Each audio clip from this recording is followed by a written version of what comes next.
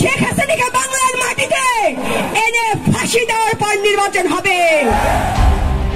শাহবাগ কেন্দ্রীয় পুরনো আওয়ামী লীগপন্থী ন্যারেটিভ আবারও প্রতিষ্ঠার চেষ্টা হচ্ছে, এমন হুঁশিয়ারি দিয়ে ফেসবুকে পোস্ট দিয়েছেন জাতীয় নাগরিক পার্টির এনসিপির যুগ্ম সদস্য সচিব ডক্টর মাহমুদা মিতু। তিনি বলেন, 2024 সালের রক্তাক্ত ঘটনার পর নতুন প্রজন্মের মনে সেই পুরনো ভয় ফিরিয়ে আনার প্রয়াস চলছে, কিন্তু সেটা সফল হতে দেওয়া যাবে না। নিজের ব্যক্তিগত ফেসবুক আইডিতে পোস্ট করে ডক্টর মিতু জানান, 2012-13 সালে শাহবাগ আন্দোলনের সময় তিনি এই আইডি খুলেছিলেন মূলত নাস্তিকতা ও ইসলাম বিরোধিতার বিরুদ্ধে প্রতিবাদ করতে। তখন তিনি কোনো দলের সঙ্গে যুক্ত ছিলেন না, এমনকি রাজনীতির কথা চিন্তাও করেননি, কিন্তু সময়ের সঙ্গে রাজনীতির বাস্তবতা তাকে পথ দেখিয়েছে।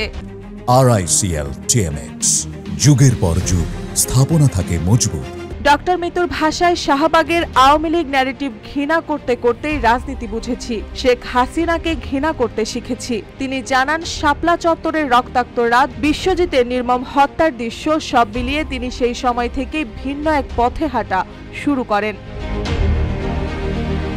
2024 সালের গণবিক্ষোভের প্রসঙ্গ টেনে তিনি বলেন, সেটি তার জীবনের আরেকটি বড় ট্রমা, কিন্তু এই ট্রমার মধ্যে দিয়েই তিনি উপলব্ধি করেছেন আবার যেন 71-এর নামে নির্যাতন আর অন্যায়কে জায়েজ করার চেষ্টা চলছে।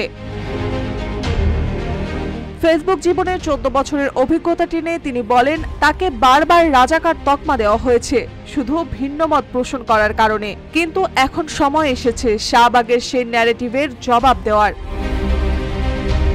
তার মতে 32 নম্বরের সেই চেতনার মন্দির গুড়িয়ে গেছে ঘৃণার স্রোতে, এবার সময় এসেছে নতুন করে গড়ে ওঠা চেতনা ব্যবসাও চূর্ণ করার।